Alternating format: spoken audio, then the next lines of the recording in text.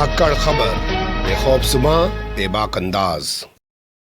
धाकड़ खबर के news room से मैं आपके साथ हूं अकरम रईस खान। रामदेव ने खेद व्यक्त करते हुए अपने उस बयान को वापस ले लिया जो उन्होंने एलोपैथी के बारे में दिया था। जानते हैं ना एलोपैथी कौन सी पैथी होती है, जिसे हम लोग कहते हैं अंग्रेजी दवाएं, अंग्रेजी जो है इलाज। तो उस पैथी को यानी कि एलोपैथी को स्टूपिड बताने वाला जो अपना बयान था, खेद व्यक्त करते हुए वो वापस ले लिया। इससे पहले बहुत कुछ घटा है। किस तरीके से बयान वापस लिया गया है ये भी एक सवाल है, और इसके अलावा ये सवाल है कि आखिर वो कौन सा बयान था। और इसके अलावा एक तीसरा सवाल ये आपके सामने उठाने की कोशिश करेंगे या आपके सामने मुद्दा लाने की कोशिश करेंगे कि एलोपैथी पर सवाल उठाने वाले रामदेव ने भी क्या कभी एलोपैथी से इलाज कराया है, क्या कभी वो भी अस्पताल में भर्ती हुए हैं, या उनके साथी बालकृष्ण जो हैं वो भी अस्पताल में भर्ती हुए हैं, या इसके अलावा और कोई जो ये भगवा वस्त्रधारी हैं नेता या ऐसे बाबा बने घूम रहे हैं जो आज धंधेबाज हो गए हैं, या तो सत्ता के धंधेबाज हैं या कारोबार के धंधेबाज हैं, वो लोग भी क्या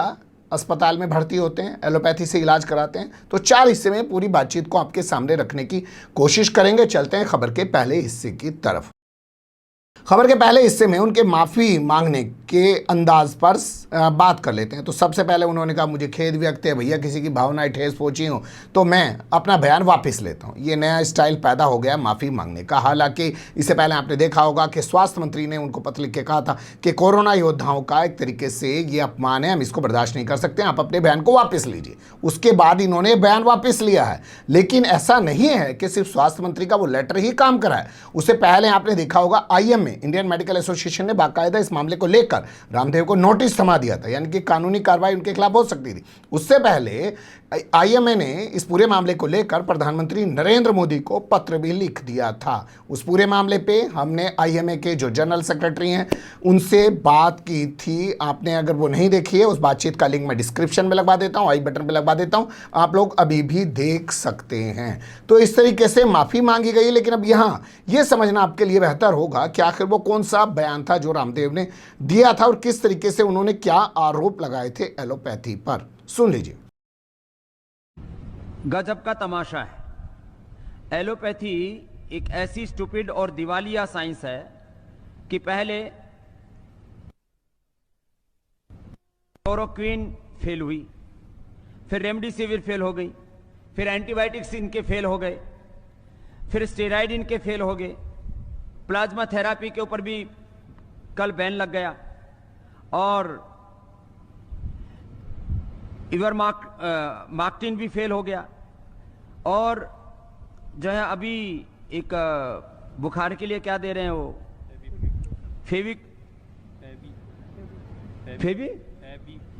फेवी फ्लू, वो भी फेल है। जितने भी दवाएं दे रहे हैं, फिर लोग कह रहे हैं तमाशा हो क्या रहा है।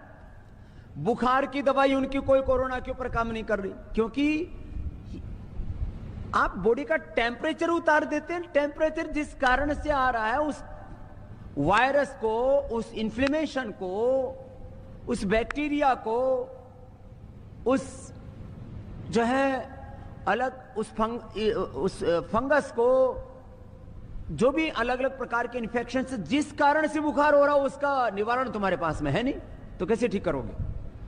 इसलिए मैं बहुत बड़ी बात कह रहा हूं, हो सकता है इसके ऊपर कुछ लोग विवाद करें।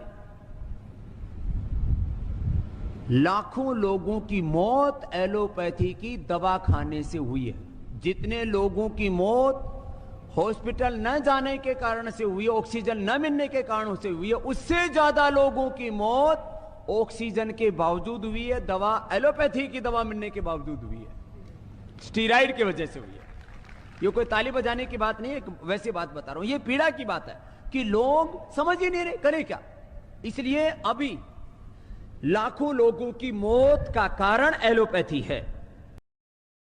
सुन लिया, मुझे दोहराने की जरूरत नहीं है। तमाम लोग समझदार हैं, जानते हैं किस तरीके की वो बात कर रहे हैं और क्यों वह कर रहे हैं। साफ समझ लीजिए, बहुत प्लान वे में वो लोगों को अंधविश्वास की तरफ ले जाना चाहते हैं। उन्हें पता है कि जब तक वो एलोपैथी पे सवाल नहीं खड़ा करेंगे तब तक वो अपने प्रोडक्ट जो मेडिसिन के रूप में वो बेच रहे हैं उन्हें नहीं बेच सकते। आपने देखा होगा नेस्ले की मैगी और फलाना ढिकाना और इन तमाम चीज़ों पर कितना इन्होंने हंगामा करवाया था और आज अपना धंधा कर रहे हैं। तो ये एक स्टाइल है इनका। जैसे कहते हैं कि विदेशी कंपनियां जैसे बहुत बड़ी देश की कंपनी है और सारा देश में यही विकास कर रही है। कहाँ कोई इनसे पूछ ले देसी गाय का इतना घी जो है वो कहाँ से बनाते हैं। हम भी गांव से आने वाले लोग हैं। देसी गाय 4 महीने ढंग से दूध नहीं देती है, कहाँ से इतना घी निकाल लेते हैं उसका।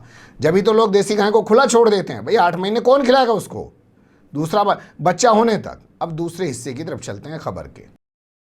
यहां बात कर लेते हैं कि क्या रामदेव ने कभी एलोपैथी से इलाज नहीं कराया। तो ये आपके सामने इंडिया टुडे की रिपोर्ट है, बेनकाब कर रही है रामदेव को और बता रही है कि जो रामदेव एलोपैथी पर सवाल उठा रहे हैं वो तो खुद एलोपैथी से इलाज करवा चुके हैं। कब की बात है बता देते हैं आपको, ज़्यादा पुराना मामला नहीं है। 4 जून 2011 वक्त था वही जब अन्ना की आंधी चल रही थी।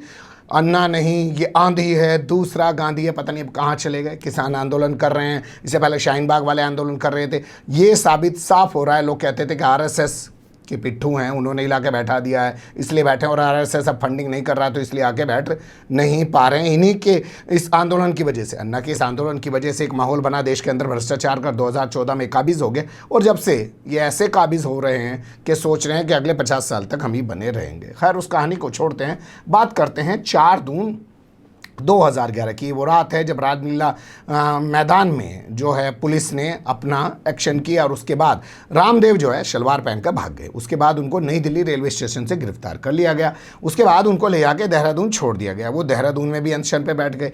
वहाँ उनकी तबीयत खराब हो गई, जिसके बाद उनको वहाँ के जॉली ग्रांट हॉस्पिटल में भर्ती कराया गया। आप देख सकते हैं ये कोई मामूली वेबसाइट की खबर निकाल के हम आपके लिए नहीं लाए हैं। और उसके बाद वो कई दिनों तक वहाँ अस्पताल में भर्ती रहे और ख़बर आई बाद में श्री श्री रविशंकर वहाँ पहुँच गए हैं। जब उस सरकार थी तो उसके भी भले थे, ये सरकार है तो उसके भी भले। धंधेबाज लोग ऐसे ही होते हैं। फिर मैं आपसे कहूँगा, जब देश गुलाम था तो कुछ लोग धंधा कर रहे थे, सोचिएगा, तभी तो उनकी कंपनी 100 साल पुरानी है।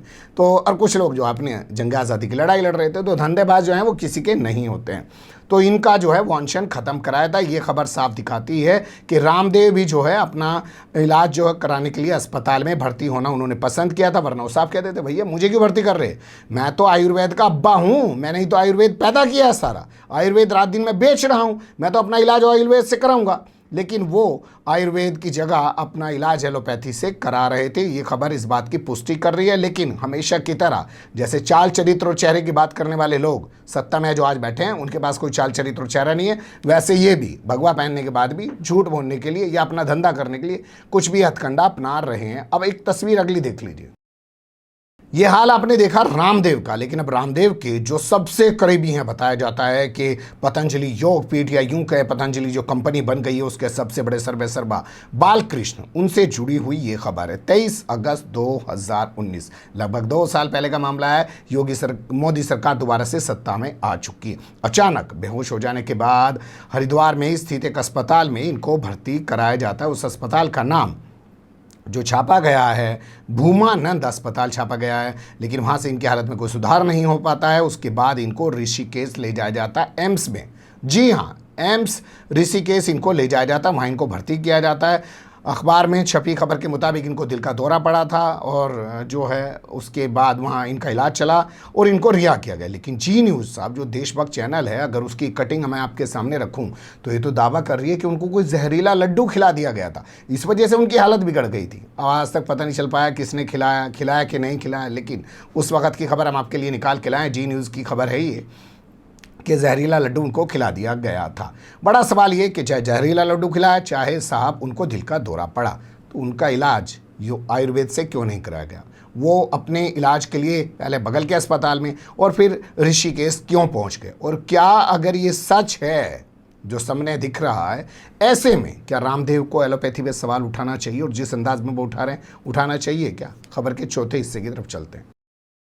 जैसे मैंने खबर के शुरू में कहा था कि सिर्फ रामदेव ही नहीं और भी जो भगवाधारी नेता हैं, धंधेबाज हैं, वो भी लोग सवाल तो उठाते हैं कुछ और लेकिन करते हुए दिखाई देते हैं कुछ और। जैसे ये तस्वीर देखिए, प्रज्ञा सिंह ठाकुर मालेगांव ब्लास्ट की आरोपी हैं, वर्तमान समय में भारतीय जनता पार्टी से भोपाल की सांसद हैं।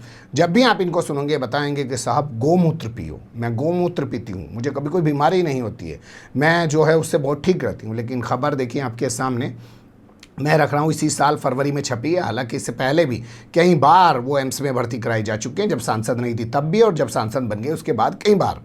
लेकिन वो कहती हैं कि गोमूत्र पियो, तो ये खबर कह रही है कि उनकी हालत बिगड़ने पर उनको एम्स में भर्ती कराया गया। यहाँ उनसे भी सवाल होना चाहिए कि जब गोमूत्र पीकर ठीक हो जा रही हैं आप, तो क्यों एलोपैथी में जा रही हैं और क्यों एम्स में भर्ती हो रही हैं। लेकिन लोगों को उलझाने के लिए, उनको उलझाए रखने के लिए, उनको कोई मुद्दा थमाए रखने के लिए, और वो भी धर्म का चश्मा लगा के जो है, या अपना वस्त्र भी ऐसा पहन के, ये एक राजनीति है, ये एक धंधेबाजी है, जो आपको शायद वक्त आएगा समझ तो ज़रूर आएगी एक दिन।